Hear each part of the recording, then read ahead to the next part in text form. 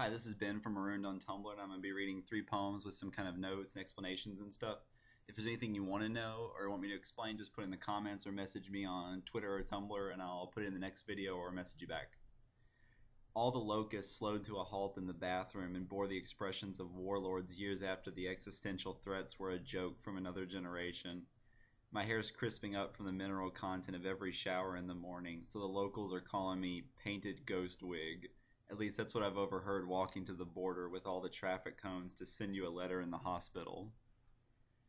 So this is kind of this is not from real life at all. But I do like documentaries and stuff about like African warlords and cannibalism and stuff.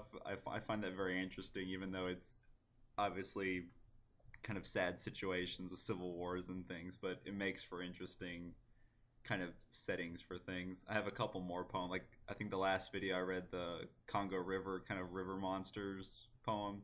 It's kind of similar. I've never been to Africa or anything, but I do like that kind of. It's weird that life exists like that, where people are killing each other, child soldiers, all that kind of stuff. But then you have like what I'm used to, regular life stuff.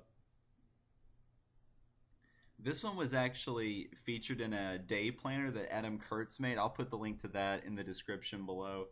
And this was an insane Twitter IRL meeting coincidence where I've been following him on Twitter and Tumblr for a while, and then he asked me to send him some poems for this day planner. So even before I could send them to him, 2 or 3 days later, he tweeted that he was joking about eating Bojangles in North Carolina, and I live in North Carolina right now, so I tweeted back, "Hi, I'm in North Carolina. Where are you at?" And he was in the exact tiny town where I live. Like it's not a major city at all. It's called Hope Mills. You can Google it.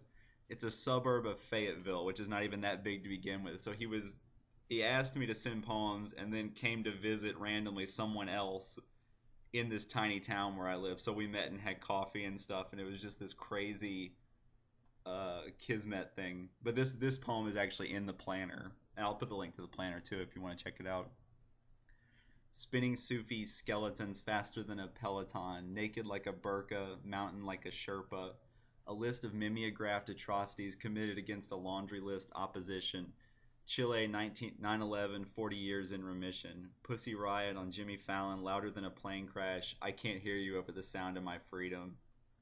So to start the end part, the I can't hear you over the sound of my freedom is kind of a meme that's been around for like kind of like caricatures of American patriotism. And this was written, I think, right as the Pussy Riot kind of scandal thing broke.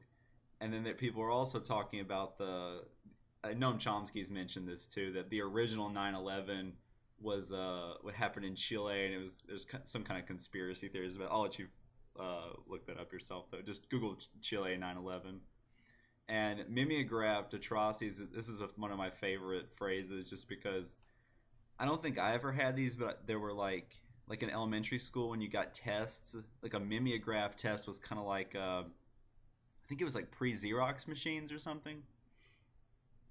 It was kind of like a blue weird color of copying things. This was one that was really popular, I think, because it's an adaptation of Slavoj Žižek, who I'm a big fan of, and I think I've seen almost every YouTube video of him. So and it also has Nintendo in it, which makes it more popular anyway. The detailed report said blowing on Nintendo cartridges has no effect on game performance. Also, closing Notepad does not help Windows distribute memory more efficiently. Niels Bohr kept horseshoes over doorways at his country house because he was told good luck functions even if you don't believe in it. So these are all three related things. The Niels Bohr thing is real, where Slavoj Žižek tells this story in almost every presentation, where Niels Bohr, the Copenhagen quantum physics kind of guy, didn't believe in luck, but he still had good luck charms around because it works no matter what. And of course, the blowing on Nintendo cartridges thing I've heard doesn't actually help anything. And I know I've done this where if your computer was running slowly, you close a tiny useless program like Notepad in order to help the machine have enough, power to do whatever it is you're doing, even though I think if you asked an engineer or something, this would have no effect on it whatsoever. but it still makes you feel like you're helping the computer or like easing its load or something. So they're all three kind of insane things that you do, even though you're not sure if they're actually functioning. So thanks for listening. Put anything you want in the comments, or message me on Tumblr or Twitter. I'll put links to that too. Thanks.